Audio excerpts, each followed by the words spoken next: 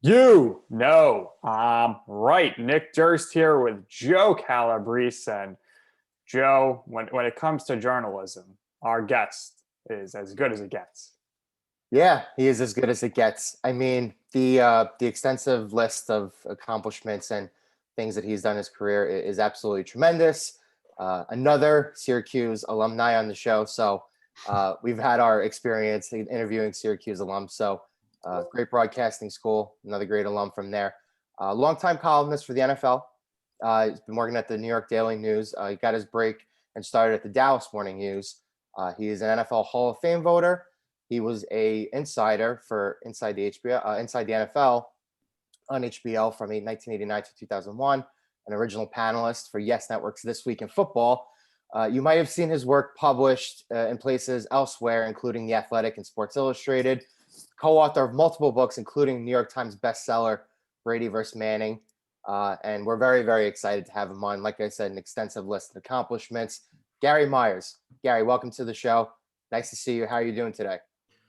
I'm doing great, guys. How are you? We're doing well. Happy to have you on here, and we'll get right into it. So when did you make the decision that you said to yourself, maybe I could pursue a career here in journalism? And did you initially think maybe I'll just get into journalism, or was it always I want to do sports journalism? Well, I went to Syracuse, as you guys mentioned, to the Newhouse School. So it was always my intention, coming out of high school, when I was picking a college, that I wanted to get involved in I wanted to go to school with a good journalism program. And Syracuse back then and even today is the best, journalism school, if not in the country, then certainly in the Northeast, and is known more extensively for the broadcasters that have come out of there. And, I ventured over into that part of it a little bit with HBO and the Yes Network, but primarily, my career is centered around writing for the Dallas Morning News and the Daily News, and then the books that I've written. But I knew pretty early on when I came to the conclusion that I wasn't going to be the shortstop for the Mets, that I love to write and I love sports. So that was obviously the best way to combine the two. Absolutely. So right out of college, you're pretty fortunate. You start working right away, get hooked up with the Associated Press. How did that opportunity come about for you right out of school? Yeah, I got lucky. If you can call working from 7 at night till 3 a.m. lucky. One of the guys that I worked with at the Daily Orange at Syracuse had gotten the job the year before at the AP, and called me like a week before graduation, said they had an opening to take baseball box scores and baseball stories over the phone from the different correspondents and stringers around the country. And, would I be interested in doing that? There might be a little bit of writing involved. So I took that. I stayed at school about an extra week after graduation to hang out with my buddies. And then I've been, working ever since. And, one thing led to another at the AP, and then, to the Dallas Morning News and the Daily News. But I started about as far at the bottom in this business as you could, only because, the hours were horrific. And I was really just a clerk in the Associated Press office. But, not having to go to a small town and cover high schools, I always thought was a bonus. Starting off at a place as prestigious as the Associated Press, I think worked to my advantage. It just took some time. So for our listeners out there, that 7 p.m. to 3 a.m. shift, for the most part, you can still kind of consider it the graveyard shift. It's one of those shifts where you start out and you don't really want to do it. That's what you work, Joe. You work that shift right now in your job. So yeah, well, I work games during the night, so I did media management for MLB.com. I still do media management for NHL.com. So my routine is doing night stuff. So obviously when you do night stuff and you do West Coast stuff, West Coast games don't start till 10 o'clock and they don't I know 12:30, 1 o'clock. So I definitely, I feel you there, but you went to the Dallas Morning News. and I believe you started there in 1978. And a lot of great things going on, including those great Cowboys teams. So could you just touch on your time there at the Dallas Morning News, and how did that transition come about for you? Yeah, it was actually 1981 that I went to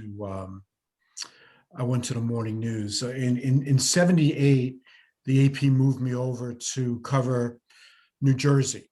I was a New Jersey sports editor, and the Giants had, moved over a couple of years earlier, and the Nets were playing in Piscataway, I think, at Rutgers at the time, and the Cosmos soccer team, believe it or not, Huge. it's just a huge deal. They were selling out Giant Stadium every game, 78,000 people. And so that was a really big deal, and I got to cover that. So I parlayed that into a job at the Daily News, where I stayed for about a year and had this great offer to go to Dallas and cover the Cowboys. And that was really, if there's a turning point, if my career has been good enough to have a turning point, and I'm always very humble about this, but if there was a turning point, it was going to Dallas and covering the most important beat, not only in the sports section, but on the entire paper. Unless you've lived in Dallas, you can't possibly comprehend what a big deal the Cowboys are in that city. So to go down there with the opportunity to cover them, and I stayed for 7.5 years. I covered the Cowboys as a beat for about 3 or 4 years, and then I transitioned over to writing NFL columns. But it was a great experience. I loved living in Dallas. The Morning News at that point was involved in this huge newspaper war with the Dallas Times-Herald, and spending money like it was growing on trees, basically. We traveled all over the place. We'd send 5 people on the road to a Cowboys game, have 7 people at Cowboy home games. It was a really amazing time to be in Dallas, because those newspapers each had a lot of money, and they were going head to head, and they weren't afraid to spend the money. And then in '89, I had a chance. Actually, in 1985, I had job offers both from the Daily News to come back and be their NFL columnist, or to go to Newsday and cover the Giants. But I was really enjoying myself in Dallas. I had a great job. I had a lot of friends. The paper was great. So I stayed. And then in 1989, the Daily News came back to me and offered me the columnist job again. And I was getting married, and my fiance lived in New York, and she didn't want to move to Dallas.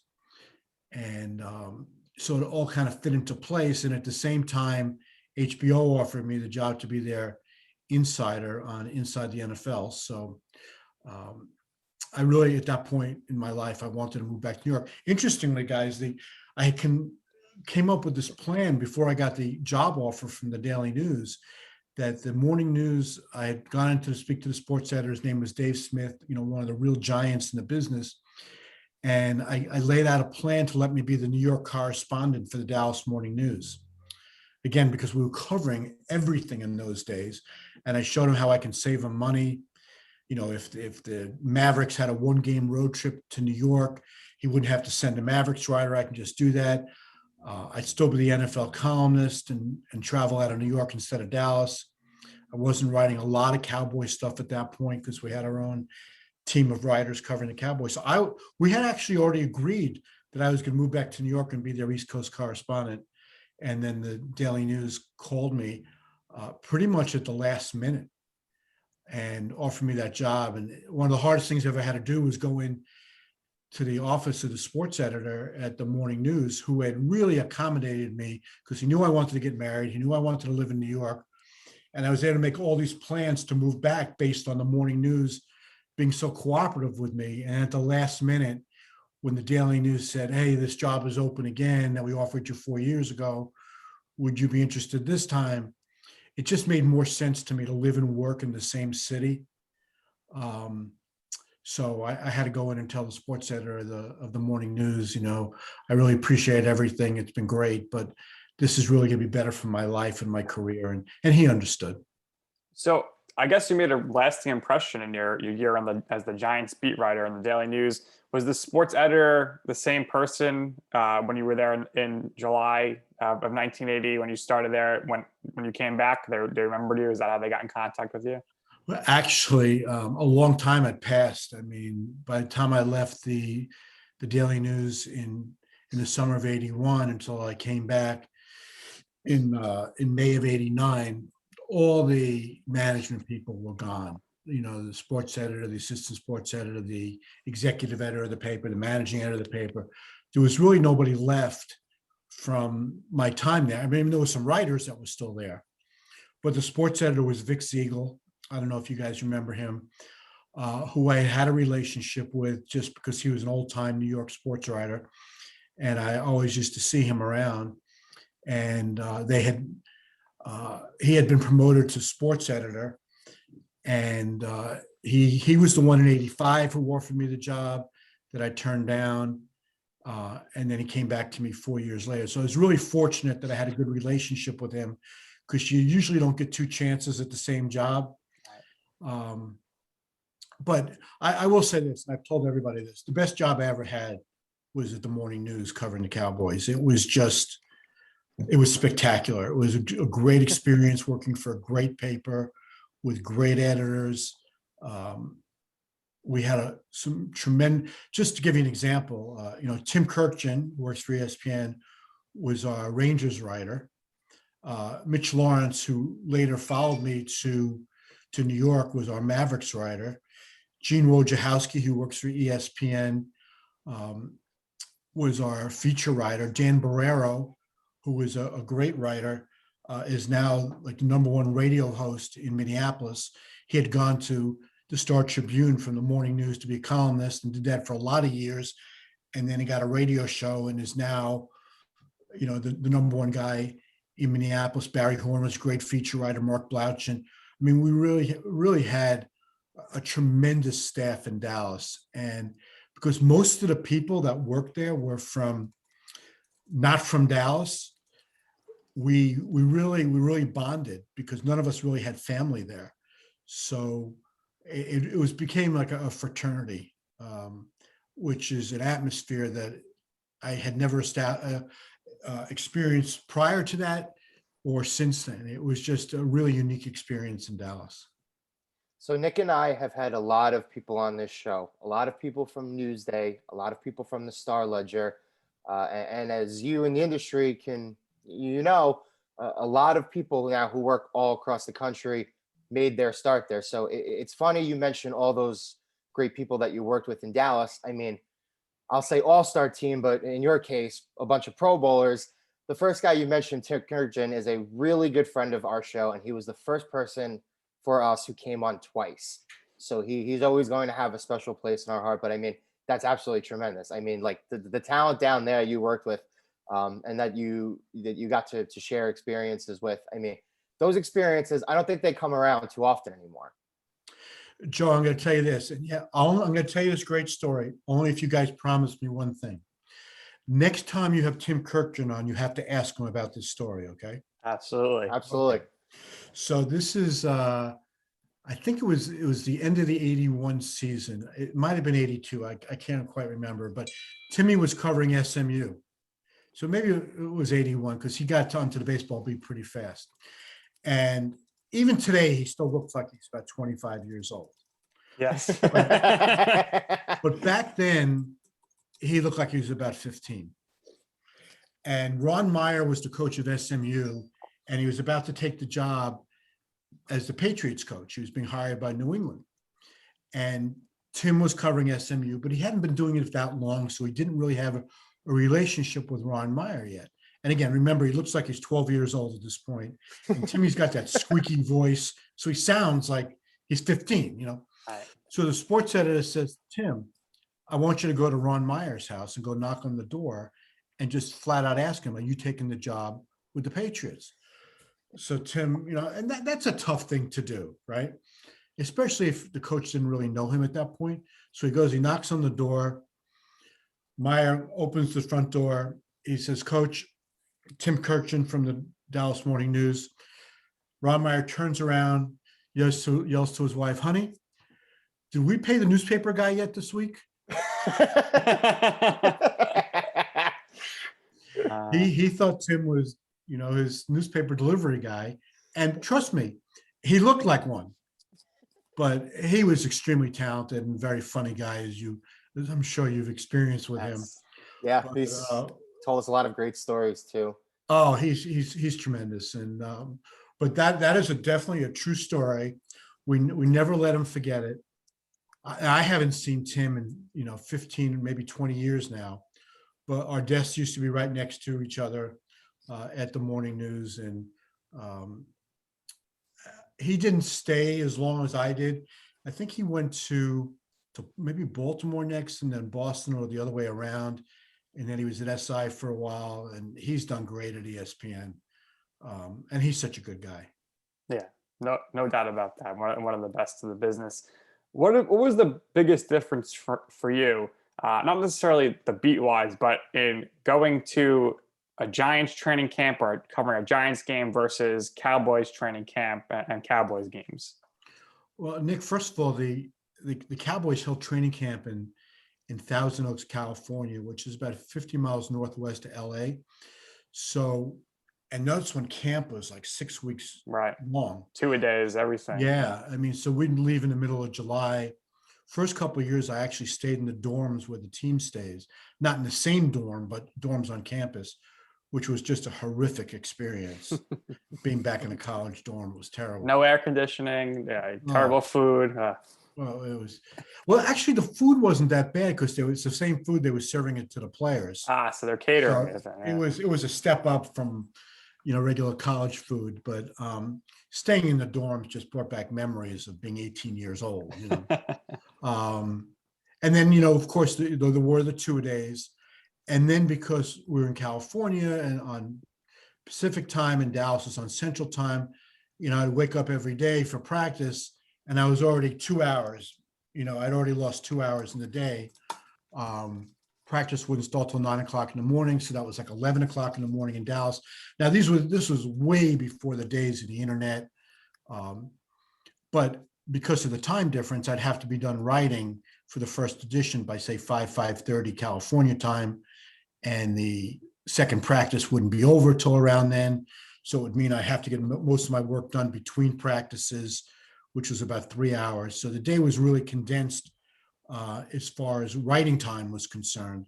We did all our interviews in the cafeteria at lunchtime, but just being exposed to Tom Landry all those years was great. I mean, I really, really liked him a lot. He was different than I had anticipated based on his reputation.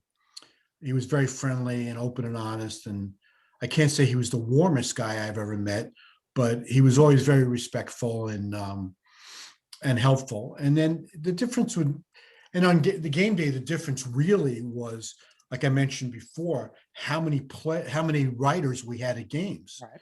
So I would be writing the game story and I would just touch on a little bit of everything because we usually had a sidebar on every big event, every big play from the game. And we'd have 2 columnists at every game. So there was so much in the paper that it really made my job relatively easy or easier than coming back to New York. And we only have, 2, maybe 3 people at a home game and definitely no more than 2 people at a road game. So there was a lot more writing to do to make sure every aspect of the game was covered. Training camp was easier for me for the most part because it was in town. It was in New Jersey. I live in Westchester, but it was in New Jersey. So there wasn't a point. It was easy enough to drive back and forth every day. When the Giants went to Albany, sometimes I go up and stay 2-3 days in a row because, it's too hard to drive back and then go back again the next day. The Jets were in Hempstead, which was an easy drive for me. But when you get right down to it, both Dallas and New York, it's football. And you're writing about football players and coaches, winning and losing, players trying to make a team, players getting cut, players with really interesting family life backgrounds. It's all pretty much the same. But what makes it really, the main thing that's different is the market, where a story that would be a front page headline in the Dallas Morning News sports section about the competition for the left tackle starting job would get buried in the Daily News because there's just so much else going on. So yeah, I would say that's the biggest difference between the two jobs is just I knew that everything I wrote in Dallas was really important because I was writing about the most important beat on the entire paper. Or New York, the Giants, summertime would blend in with the Jets and obviously the Yankees and the Mets. And there's always something going on in New York sports that unless you have a really big football story in training camp, you're probably not going to make the back page. So simultaneously, as you come back to New York, you start doing Inside the NFL with HBO, and you become the insider. Now, I'm gonna span a long time here because I'm gonna loop in your time also with the Yes Network, and I'm gonna loop in your time at SNY. Now, that was just a few months though. So yeah, but well, it's the same concept. Still Now, one of the best shows, and local regional sports. I mean, that was a great show, Daily News Live. Some amazing people. Was terrific. But so we're going to span here a couple of decades. Television has certainly changed, but at the time you had only known mostly print, right? You were a writer, you were a columnist. Did you have any reservations at the time about transitioning and tweaking what you were doing to make it for television? So was there any nerves there? Because a lot of people don't necessarily do the whole, print to TV thing really well. And now we live in a day and age where Nick and I, we need to be able to do everything else. So right. Everything kind of blends into each other, which wasn't necessarily the case at the time. So how was that for you? Joe, that's a really interesting question. When I was first approached by HBO to do this, if you remember, there was Will McDonough, was a football insider on NBC, then CBS, or maybe it was CBS and NBC, and he was really the only one doing it. And then Gordon Forbes, who had worked for USA Today, he worked for Inside the NFL in 1988. And then after the season, they decided to make a change, and they asked me if I was interested. I had done a guest appearance on that show about the Cowboys. That's when Cowboys were 3-13, and they were about to fire Tom Landry, although we didn't know it at that time. They had me come on, and we talked about the Cowboys, and they were impressed with me, and then asked me if I was interested in doing it, for the entire season. So other than kind of studying Will McDonough a little bit and how he did it, there was really not a lot for me to go on how a newspaper guy should transition to being on TV. Now, again, this was simultaneous to me taking the job at the Daily News. So I wouldn't have been foolish enough to just say, okay, I'm just going to take a TV job here, because I had no idea, how I was going to do. I mean, it is completely different.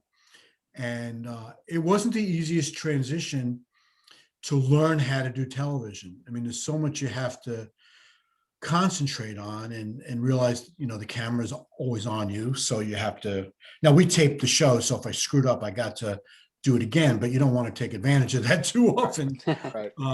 And the key thing, I mean, I had 2.5 minutes to discuss 4 stories on Inside the NFL, and Lenny Dawson, who was just wonderful to me and was the easiest guy to work with, would set me up. But, Lenny is like this country folk guy, and his questions would take forever. And so my 2.5 minutes that I got to talk actually got down to like 1.5 minutes, because Lenny took up the other minute asking the questions. But I learned to talk in headlines, which is the key to television. Newspaper columns are 800 words. When you're on TV, you don't have the equivalent of that time. It takes to read 800 words. You got to do it in 30 seconds. So I really learned how to edit myself and to talk in headlines and just give the important part of the story without necessarily having the time to give every bit of background that I was accustomed to doing in the newspaper. So I think I got good at it after a while. It wasn't an immediate thing, and they were very patient with me. But I was good enough, I guess, that I kept that job, for 13 years, which in television is just an eternity. Right. Yeah, nobody lasts that long on one show and TV anymore. And like you mentioned, yeah, you do have to talk in headlines with television. Now you've done some radio work. That's the complete opposite, especially when dealing with callers. We both really enjoyed when you and Jody Mack were doing that Saturday show on WFAN. But what was your thoughts when you were approached to do some sort of radio work? I'll tell you this, radio is probably my favorite thing to do. Those shows that I was doing, hopefully we'll get to do them again this year. We didn't last year because of the pandemic. Right.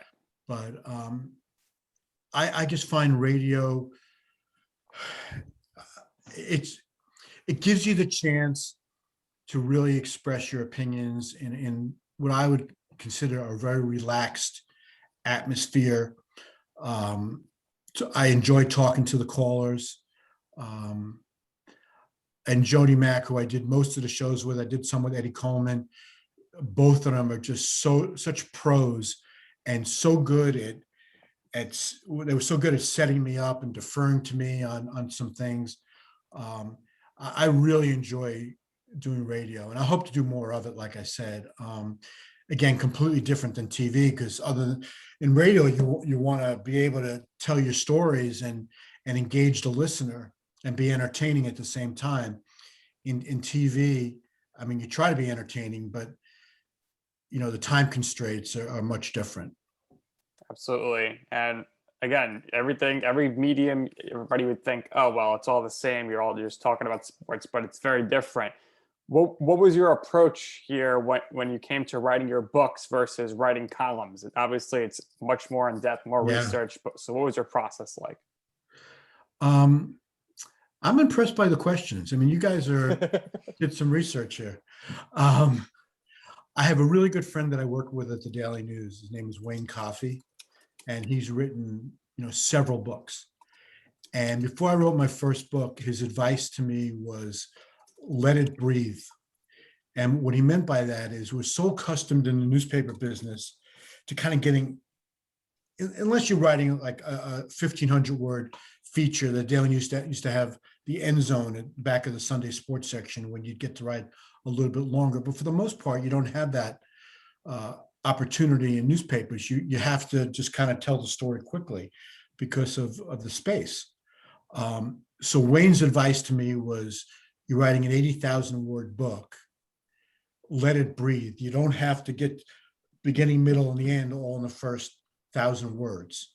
You can kind of go off and get on a tangent and tell a story, making it flow. And again, you don't have to tell the whole story in one chapter. You got 8 or 10 chapters. So that was a tough transition too, going from being conditioned all those years to telling the story quickly to you don't want to tell the story quickly because you're writing a book, and you can't get 80,000 words if you get to rush through everything. So letting it breathe was a bit of advice for me. Yeah, it's kind of similar. So when you look at the structure of television, usually you're trying to do stuff within a half hour to an hour. Mhm. And a lot of the time, on those shows that you worked on, you were a panelist or you were an accessory to the show. There were usually other writers and other people kind of in your similar position trying to get your spot in. Whereas if you do radio, you need to figure out a way to fill time for 2 hours, for 3 hours, 4 hours. And, hopefully you got to work with some great people like Nick mentioned before, kind of very similar process to writing the books where basically you're just looking to take up as much space as you possibly can. So there's really less pressure on you. Now, you've written multiple books. I want to ask, do you favor any book in particular over another? I don't know if you're going to answer that, but a follow-up here, the question would be, what were some of your favorite stories or interviews that you did or investigative work during the process of writing your books? Well, I enjoyed writing all of them. I'm actually finishing up book number 6, which unfortunately the publisher doesn't want me to start promoting it yet. So I have to keep it a secret for another couple of weeks. But my most successful book is my favorite because it was the most successful, and that was my Brady versus Manning book, which You have just a right great, behind you. yeah. Actually, my son blew up the covers of those two books, and I framed them. Hopefully, I can do it with all the books, doing it one at a time. But the Brady versus Manning book, it was a great thrill when it made the Times bestseller list. I mean, that's the goal when you write a book, is to make that list and obviously sell a lot of copies. I really enjoyed writing The Catch, the book that's behind me there, because it was probably the first really big game that I ever covered, which was the '81 NFC Championship game. You guys are way too young to remember this. It was a game with Dwight Clark making that spectacular catch at the back of the end zone. And so revisiting that game 25 years later and interviewing Montana and Clark, who unfortunately passed away a few years ago, and all the great players and coaches that were involved in that game, other than Walsh and Landry, because again, they had passed away as well. But that book was a lot of fun for me to write. The book about my first coach was about quarterbacks and their dads, or quarterbacks and their kids, as in the case with Montana and his kids, but mainly about the influence that fathers had on their athletic careers. Book was really personal to me, because when my son was in high school, he was a captain of his varsity baseball team, and the living and dying with those games was one of the great thrills I've ever had in my life, really. Probably living a little vicariously through him, because he was a much better athlete than me. So that book had like a personal meaning to me. I wrote a book about the Cowboys a couple of years ago called How About Them Cowboys? I like that. And then the other book I wrote was Coaching Confidential, which was a behind the scenes look of the life of NFL coaches and how they pretty much torture themselves by working 18-hour days. But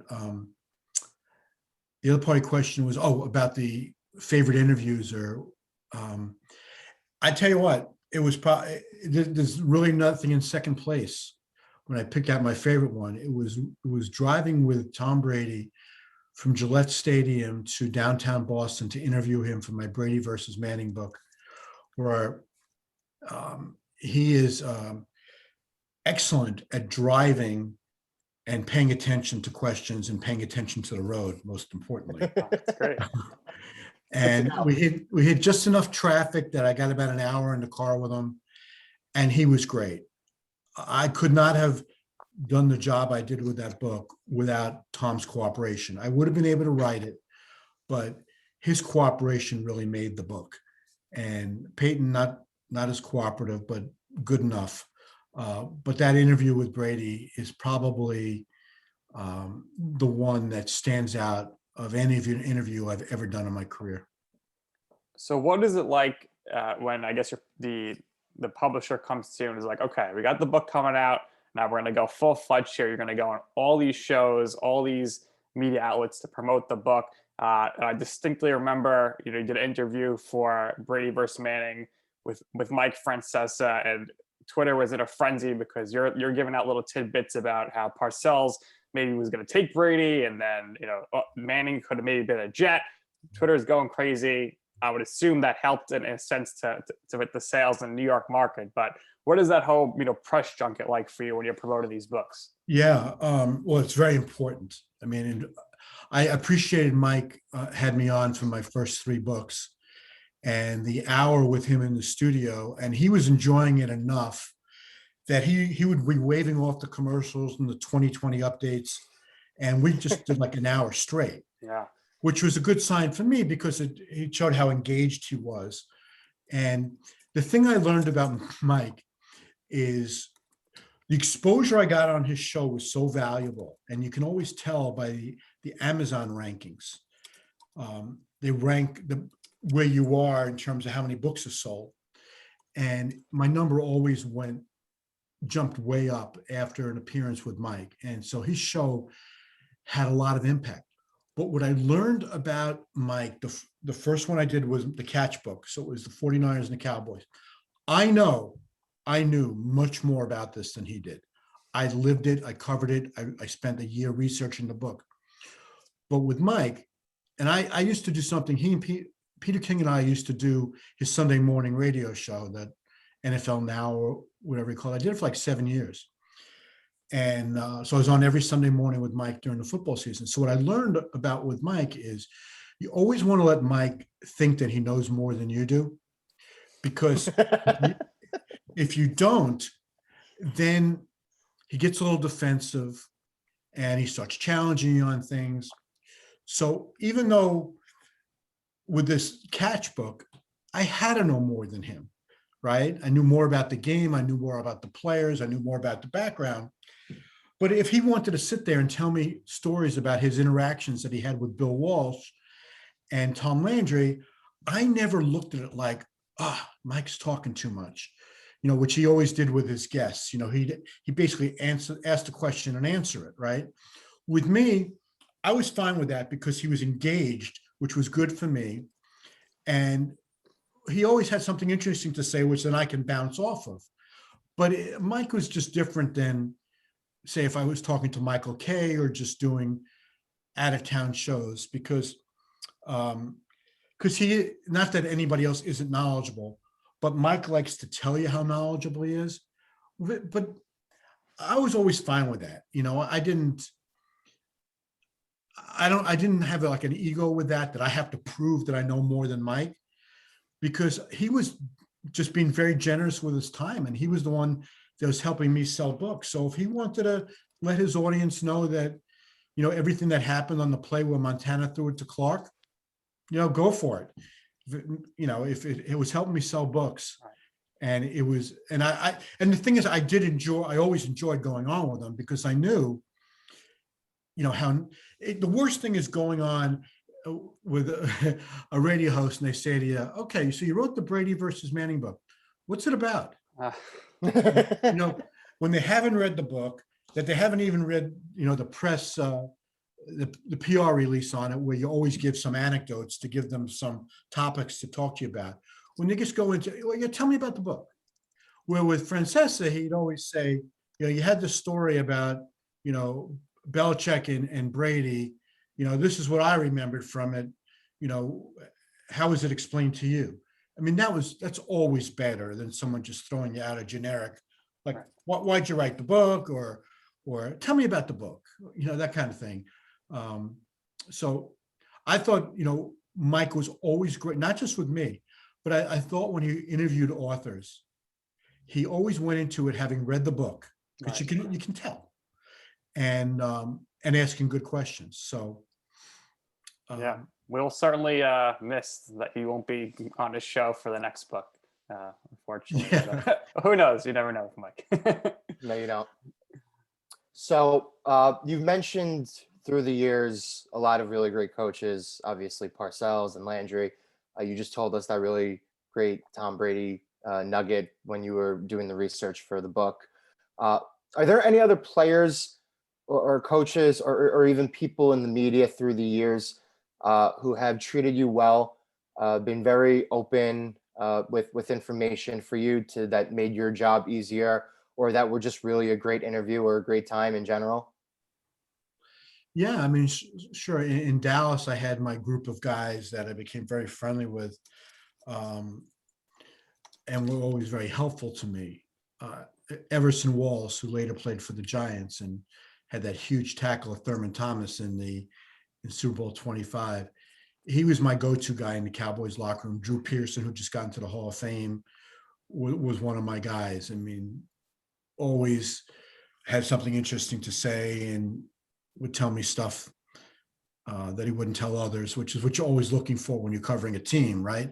You want guys that'll give you inside information that helps you stand out. With the Giants and the Jets, Curtis Martin was somebody that I always enjoyed talking to. Vinny Testaverde, Phil Simms is one of my all-time favorite guys. Although I didn't have anything that you can consider to be a personal relationship with Eli, because he just wasn't that way. he never said no to me when I wanted to talk to him, on my own. And you always appreciate when somebody's cooperative. Justin Tuck is like that. Tiki and I have had some run-ins over the years, but we're good now. Strahan, kind of the same way. When Strahan was in the mood to talk, he was the best interview in the league. Going back a little bit, I've always had a great relationship with Joe Montana, and he was very helpful to me with the catch book. I know I'm leaving out 1,000 guys here, but there haven't been very many players, I would say, that I stayed away from because I just didn't like them. I mean, there are a handful of them, but I prided myself on having a good relationship with players, that they felt they can always trust me. And if something was off the record, it would stay off the record, but that they felt comfortable enough with me that they would open up with me to an extent that they wouldn't open up to other writers. Coaches, I love covering Landry. I mean, he was just the best. And the thing I always tell people, if I went 8 years in Dallas, and I was writing a lot of controversial stuff and breaking a lot of stories, if I went 8 years in Dallas without Landry ever getting mad at me, then I never really cared if another coach got mad at me, because of Landry, who was right at the top of the all-time greatest coaches, didn't object to the things I was doing, which was always, just doing my job and trying to do it as professionally as possible. But I didn't care if another coach got upset with me, because Tom Landry didn't. I don't know if that makes any sense, but like, where would this coach come off getting mad at me if Tom Landry never got mad at me? And so if McAdoo got mad at you, like, compared to him, yeah, compared. No, there's a standard, and you are around some of these standards, period. Well, I'll give you an example, Joe. I mean, Tom Coughlin and I have Syracuse in common, but I must have written 4 times in his years as a Giants coach that he should be fired. And every time I wrote that, I truly believed it. And the first time was after the 2006 season. And he had lost the locker room. Eli was not developing like the Giants had hoped. And a lot of players didn't want to play for him. And he kept his job because he promised John Mara that he would change. The Giants had said to him, "We see how you are around your grandkids. Why can't we see that side of you at all around the players? Let them know that you care about them as people. It doesn't have to be, you don't have to be such a hard ass." And that's how he kept it. Giants were ready to fire him if they didn't hear the right answers from him.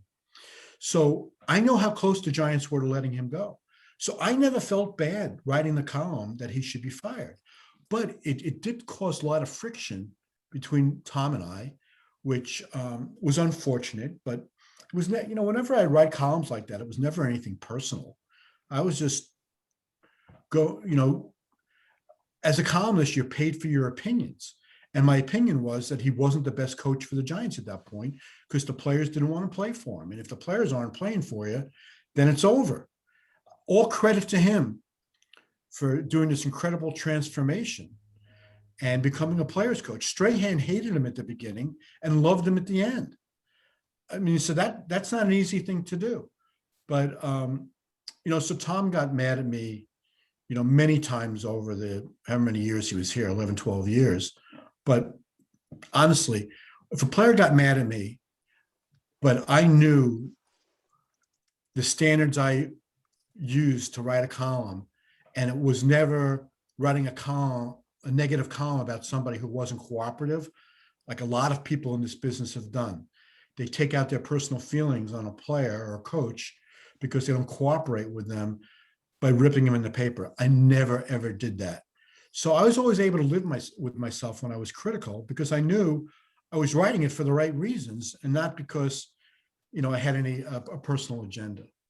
And, at the end of the day, Tom, within a week or whatever, he'd forget what I wrote, and he'd be as nice to me as he was to anybody else. But that's one of the hazards of the business.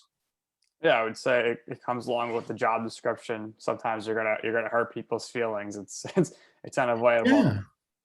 Yeah. Listen, one thing I learned from Skip Bayless, who you're more familiar with him now for his television work, but he was at the Dallas Morning News when I got there. And he was very nice to me. He was very helpful to me. I was 27 years old, walking into a very difficult situation, covering the Cowboys with 4 games to go in the 1981 season. It's hard. It's not an easy thing to do, to pick up a team, towards the end of the season. And Skip was great to me. But what I learned from him about writing columns is that you always want to leave somebody having an emotion at the end of it, whether they're mad or glad or sad. And those are always the words that he used. You don't want them just saying, what did he really have to say there? Or, he didn't have an opinion, or I don't really feel strongly one way or the other about what I just read. That's exactly what you don't want. So sometimes you're writing opinions that's going to piss people off, but as long as you can be true to yourself, that's the way to do it. And I felt like I learned that at an early age in this business from Skip. It's good to hear that Skip was very generous. And I guess it's just, I think sometimes people think he's nasty, but I think he's just putting on an act for television. Well, you know what? Now I haven't seen Skip. Oh, it's got to be at least 25 years. I haven't even spoken. I talked to him once or twice after I moved back from Dallas, but and he switched to the other paper in town after about a year that we worked together. But the Skip that I occasionally see on TV, because I don't watch that show, every now and then I'll see clips of it, on Twitter or whatever. That's not the Skip that I knew. His Cowboy fandom that comes out on TV, I'm going, that's the guy that was ripping Landry 4 times a week. It's not the same guy. No, I don't know I know he grew up in Oklahoma. Maybe he was a big Cowboy fan growing up. And now, because he's not covering them anymore, he can express how he feels about certain teams. I don't know what his motive is there, but I never heard any of that stuff from him when I worked with him. I can tell you that. Yeah, I think it's for TV, so it's probably being overly produced. But you've covered a lot of great events. What was the most exciting Super Bowl you covered? Boy, I'm going to give you a real cop-out on this one, because there's been a bunch that I really enjoyed. The Giants-Bills Super Bowl. Again, you guys are too young for this, but it was very patriotic. Right. Because, the Gulf War had just started, and Whitney Houston's national anthem. And then I happened to be on the field when Scott Norwood missed a potential winning field goal, because it was the old Tampa Stadium. It was hard to get down to the locker room. So I think I went down with like 3 minutes to go, because I wanted to be in the locker room as soon as the game was over. And so I was standing on the Giants sideline, but kind of at the opposite 20 from that field goal. And was able to see, as soon as the ball came off his foot, that it was drifting to the right. I mean, that was just an incredibly exciting game. It was so patriotic because of what was going on in the world. I mean, that was a pretty cool game. The Giants-Patriots game, where Patriots were going for the undefeated season, the David Tyree catch was a great game. The Steelers and the Cardinals was a great game. That was Ben's pass to Santonio Holmes right in the corner of the end zone. And then the Seahawks-Patriots, the interception happened. I was in the auxiliary press box for that game. And so I was just like in the corner of the end zone. And that happened in the end zone that was right in front of me. So I had a great view of that play. And that was just wild. And then, the Patriots coming down from 28-3 was wild. I remember my son was at the game on business. He's in his mid-20s now, but so it was one of his first road trips for business. And he went to the game and he texted me at 28-3. He goes, just my luck.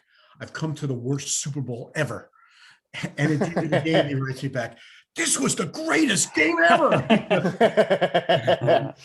not a bad first business trip. But yeah, I know. I'll tell you what was good for me in that game. I'll have to admit this.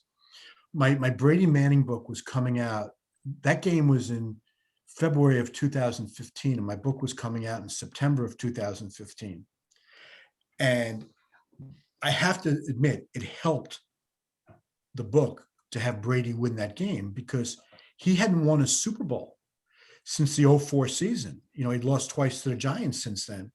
And so it gave the book a little more, not credibility, but the fact that Tom didn't lose that Super Bowl, and now I'm writing about a guy who's lost 3 straight Super Bowls and hasn't won the game in a decade.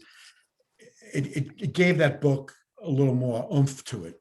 And then the next year, so 4 months after the book came out, Manning wins the Super Bowl in what turned out to be the last game of his career.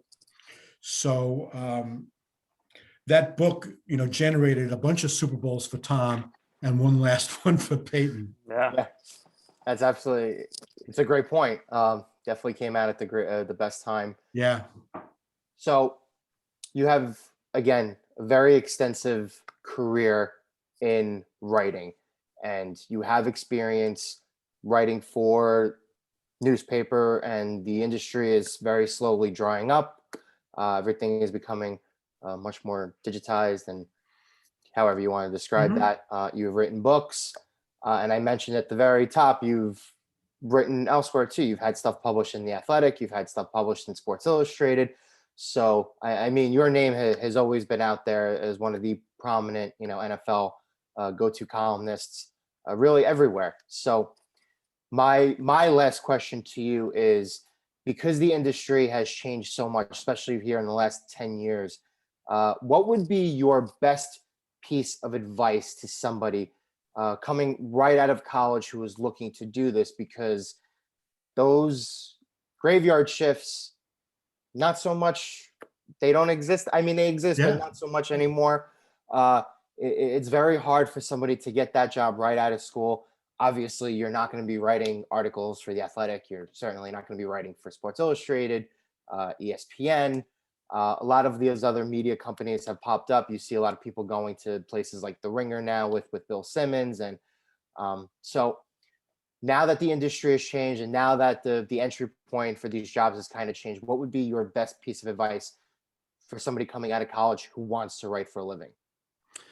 Yeah, I mean, I taught a class at Syracuse for a couple of years, and my advice to all my students were to, be as versatile as possible. That even if you want to go into TV, you should do the best you can to be a good writer, because a lot of times you just write your own stuff in television. One thing that we haven't discussed is that for the first time, I did a podcast last season. It was called The GOAT Tom Brady, which was loosely based on my Brady Manning book, but it was really just all about Tom. And I had all the audio tapes that I saved from when I did the book. And so I told the story of Tom's career through a 12 episode podcast, and just kind of popped in this audio here and there, which is something obviously as recent as 5 years ago. I never could imagine doing something like that.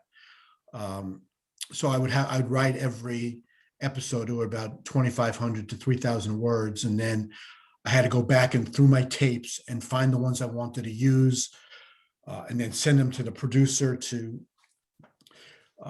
get them in shape to use on the podcast. So that was in essence using skills that I had never thought about or knew that I had in writing for a podcast. Is something I'd never done.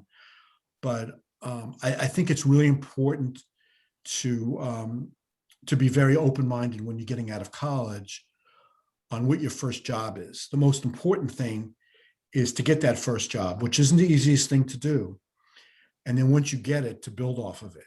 And if it's based on you sending out letters or emails, or if you have a friend who's got a contact, if you have a contact that's willing to help you, never apologize for it, because too often in this business, or in any business really, it's not what you know, it's who you know. Yeah. But once you get that interview, once you get that first job, it's what you know. And somebody might have helped you opening a door, but they can't, close the door behind you and make sure you stay. You have to prove that you can do it. So I would suggest, using any tools possible to get that first job. And then your skill level will determine how far you go. But the first one is the hardest, and just to be open-minded about what your ultimate career goals might be versus what the first job has to be, because they don't always match up. It's a tough business, but once you get going and you get yourself in a place that you're comfortable, it really is a lot of fun. And the impact that you can have on your viewers, your listeners, or your reading audience it's fun. It's always, to the last day that I worked at the Daily News, I still got a kick out of one of my stories being on the back page and hearing them talk about it on the radio, or riding the subway and seeing somebody read it on the train. Or now, and this has happened where people have been reading my books on an airplane. And this happened a few years ago in my Brady Manning book. Guy's reading the book and he looks at the back, the jacket cover in the back, and sees my picture and looks across the aisle at me and just kind of smiles. And I kind of look back and go, yeah, okay. And I mean, everybody's got an ego, and those are kind of cool moments in this business that when your work gets recognized. And, sometimes I'd be driving in the car and having no idea that they're about to rip apart a column I just wrote, which I never cared about. If they're talking about it, they'll just get more people to read it. But I mean, this is a fun business. You guys are finding out, and just can't be impatient with it. That good things happen to people who are really good at this, and you just got to stick with it. Absolutely. Certainly a lot of great stories, a lot of great nuggets here for people.